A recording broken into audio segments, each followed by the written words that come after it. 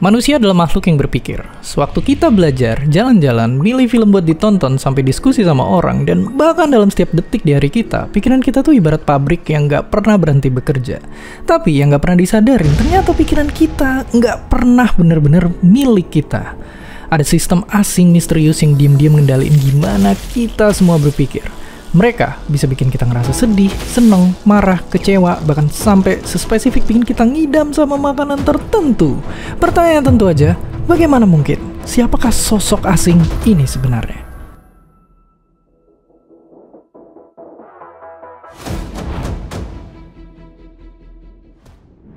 Jauh di dalam perut kita, di usus yang suhunya stabil dan hangat, para mikroba usus menetap. Ya, mereka lah sistem asing yang tanpa sadar bisa ngendaliin pikiran kita. Tapi sebelum kita bahas gimananya, penting buat kita kenalan dulu sama kehidupan unik yang ada di sini. Populasi bakteri di usus jauh lebih padat dari populasi manusia di bumi. Ada triliunan bakteri per milimeter bagian usus. Menariknya, para bakteri di sini ibarat membentuk 3 kerajaan super kecil. Pertama, ada kerajaan bakteri baik, yang selalu kerja banting tulang ngebantu tubuh biar kita lebih sehat. Misalnya dengan ngebantuin usus ngolah makanan yang susah dicerna. Terus geser sedikit, ada juga kerajaan yang suka nyari gara-gara, yakni para bakteri jahat. Mereka lah tersangka utama yang sering bikin kita sakit perut. Kerjaannya bikin peradangan, ngerusak lapisan usus, ngehasilin racun, bahkan nyuri nutrisi yang harusnya diserap sama tubuh kita. Dan di sebelah sini, ada juga kerajaan bakteri yang netral-netral aja. Inilah kerajaan dengan penduduk paling banyak. Kalau wilayah usus lagi dikuasain bakteri baik, ya mereka diem aja dan lebih ngebantuin dalam bentuk nyegah bakteri jahat datang dan ngeganggu.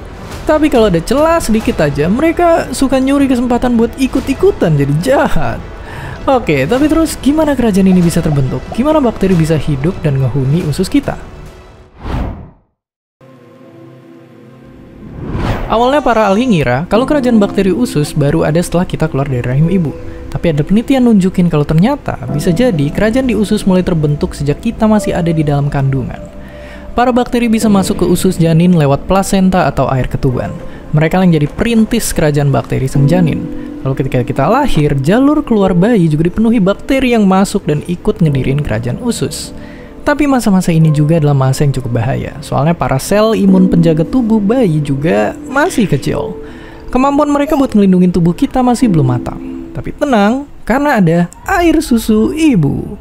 Ya, di dalam ASI ada banyak bakteri baik yang bisa ngajarin para tentara muda ini soal siapa aja yang harus dilawan biar tubuh nggak sakit. Barulah seiring kita tumbuh, semakin banyak bakteri yang masuk dan ngediriin kerajaan di usus kita. Dan kalau kita ngira bahwa usus bagi bakteri itu ibarat rumah kecil di padang rumput dengan angin sepoi-sepoi, sebenarnya enggak juga. Para kerajaan ini nggak selalu damai.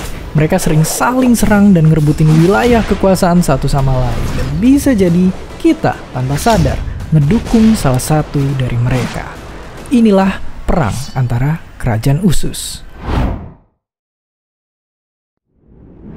Rezim kerajaan penguasa di usus itu tergantung sama kita.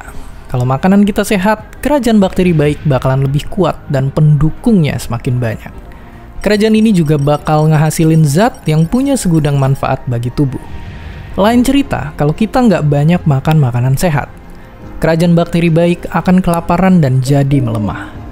Nah, disinilah kerajaan bakteri jahat ngeliat ada kesempatan buat ngerebut wilayah kekuasaan kerajaan sebelah. Dinding usus runtuh, lingkungan penuh racun, dan bakteri jahat semakin memenuhi usus. Tapi terus di sisi lain, kerajaan bakteri netral gak punya pendirian. Sama kayak namanya. Kalau kerajaan baik yang lagi berkuasa, mereka bakal nurut dan gak nyerang. Tapi kalau kerajaan jahat yang lagi berkuasa, mereka ikut-ikutan ngerusak dinding usus. Oke, perang masih berlangsung. Bakteri baik terus berusaha bertahan.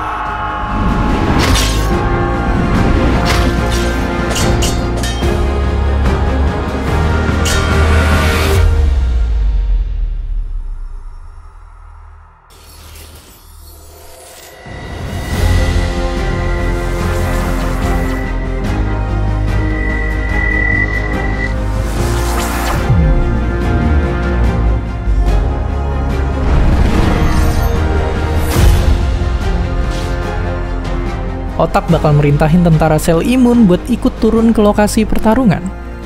Pusat komando tentara sel imun di usus juga bakal ikut ngelawan bakteri jahat, mendukung bakteri baik, dan ngatur biar serangannya tepat.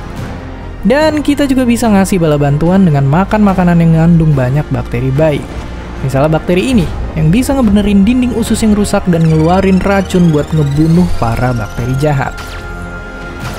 Setelah pertempuran hebat dan banyak korban berjatuhan, pertarungan akhirnya membuahkan hasil. Melihat situasi ini, kerajaan bakteri netral kembali nyatain dukungannya buat kerajaan bakteri baik. Dan kehidupan di usus pun kembali damai. Dan ya, disinilah kita bisa ngeliat dengan jelas gimana ini semua ngaruh ke pikiran kita. Para peneliti nemuin kalau ternyata kerajaan bakteri baik bisa ngasilin hormon yang bikin kita bahagia. Bahkan hormon kebahagiaan yang satu ini hampir semuanya berasal dari usus. Artinya, ya kalau mereka bahagia, kita juga ikut bahagia. Dan sebaliknya kalau bakteri baik kita cuma sedikit, perasaan kita bisa memburuk. Bahkan ada juga penelitian yang bilang bahwa keseimbangan bakteri di usus bisa ngaruh ke berbagai penyakit mental kayak gangguan kecemasan atau bahkan depresi. Selain itu, para bakteri usus juga bahkan bisa bikin manusia nurut sama keinginan mereka. Kalau kalian pernah ngerasa ngidam suatu makanan, bisa jadi merekalah biang kerok di baliknya. Soalnya, para bakteri ngehuni usus kita punya makanan favoritnya masing-masing. Misalnya kayak bakteri ini yang suka makanan tinggi lemak. Mereka bakal ngehubungin otak yang nantinya bakal bikin kita ngidam makanan kayak gitu. Oke, tapi gimana bakteri usus dan otak saling komunikasi? Jadi gini, di usus kita itu ada sistem saraf tersembunyi yang terdiri dari ratusan juta sel saraf. Mereka bisa kerja mandiri tanpa harus dikomando sama otak. Nah, di tengah kumpulan saraf ini ada saraf utama yang ngehubungin otak ke usus. Dan gilanya, peneliti nemu kalau hampir semua komunikasi di sini asalnya itu dari usus ke otak, bukan sebaliknya. Ya, bisa jadi ternyata selama ini ususlah yang ngendaliin otak kita. Oke, sekarang kita udah tahu gimana peran bakteri di perut kita, mulai dari ngebajak otak dan keputusan kita, mempengaruhi perasaan kita, sampai mempengaruhi kesehatan kita juga. Tapi gilanya, ribuan tahun lalu di Cina pernah ada cara aneh buat ngobatin sakit perut dan demam. Caranya adalah nyari orang atau hewan yang sehat, dan orang sakit tadi disuruh minum air fesesnya. Mungkin kedengarannya jijik dan gak masuk akal, tapi apakah cara yang terkesan ngasal ini beneran ampuh? Ayo kita coba langsung tanya sama ahlinya. Itu tuh sebenarnya konsepnya gimana sih, Dok? Kenapa bisa transfer feses gitu ya, sesuatu yang cukup menjijikan, terus bisa jadi cara kita untuk jadi sehat gitu? Sebenarnya ini bukan sesuatu yang baru. Dulu literally namanya golden soup. Karena namanya sup, jadi benar-benar literally mereka mengolah feses orang yang sehat untuk diberikan dalam berupa sup untuk orang yang sakit. Waktu dulu penyakitnya diare. Nah, diberikan dengan harapan itu akan memperbaiki diarenya. Kemudian sekarang pun diterapkan yang udah well established itu untuk diare yang disebabkan oleh Clostridium difficile, C. difficile.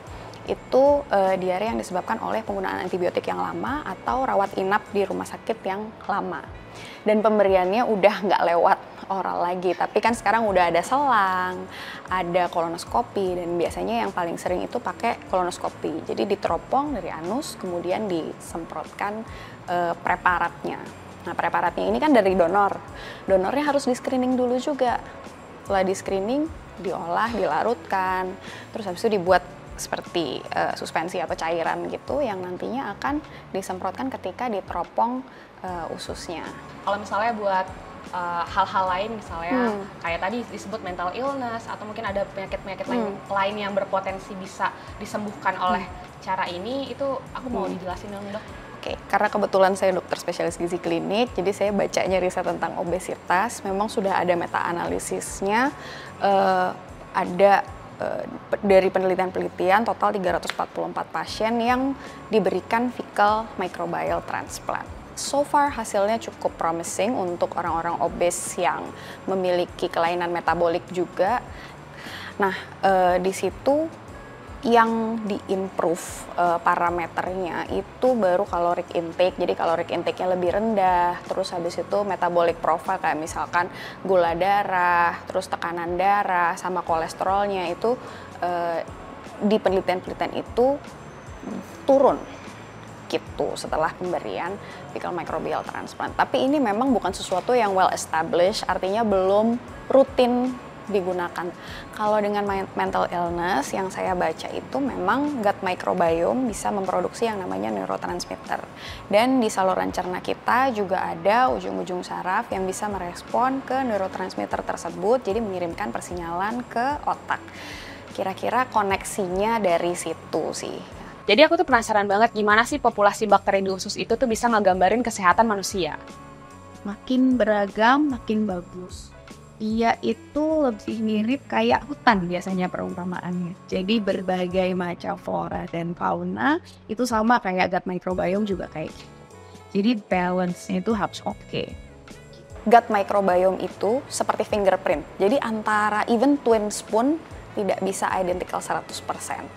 Artinya tidak ada satu komposisi yang bisa kita bilang oh ini sehat gitu, karena berbeda-beda variasinya tuh antara orang yang tinggal di Jakarta dengan kota lain itu pola sehatnya itu bisa beda. Di luar negeri udah banyak, di Indonesia juga udah mulai ada testing untuk gut microbiome juga. Jadi dari testing kita bisa menilai gut microbiome kita, terus kita bisa mengubah lifestyle kita. Dari banyaknya bidang riset yang ada gitu ya, yang mungkin terlihat lebih genting kayak soal krisis iklim atau mungkin dalam dunia kesehatan itu kayak semacam apa sih next pandemi gitu, itu kan bidang riset yang bisa dikembangkan juga. Kenapa sih kita harus fokus ke bidang riset tentang bakteri usus gitu? Karena mikrobiota flora normal di seluruh tubuh kita itu 10 kali lipat lebih banyak daripada jumlah sel di tubuh kita. Jadi itu adalah suatu bisa dianggap suatu organ yang besar gitu. Dan ini kan masih mostly developing di seluruh dunia pun masih sebuah riset yang berkembang. Bisa jadi ini adalah satu angle baru atau satu approach baru yang bisa kita pikirkan kalau ada pasien misalkan dengan obesitas. Kita bisa juga treat gut microbiome-nya supaya komposisinya lebih sehat. Kira-kira seperti itu.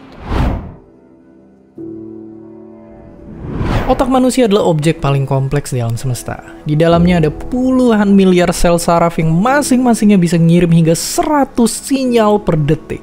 Tapi ternyata, otak kita juga dikendalikan sesuatu yang lain. Sistem asing yang udah ngejajah kita sejak berada di dalam rahim ibu. Lalu, apakah ini artinya kita sebenarnya nggak punya kendali atas diri sendiri? Pastinya bukan, malah justru sebaliknya. Ilmu tentang 3 kerajaan bakteri di usus tadi justru bisa kita jadikan peta panduan, dan ujungnya jadi lebih melek dalam membuat keputusan. Sadarin bahwa kita bisa ngambil alih kemudi pikiran sendiri, dan semua itu ditentukan di tiap suapan yang kita telan. Dan seperti biasa, terima kasih.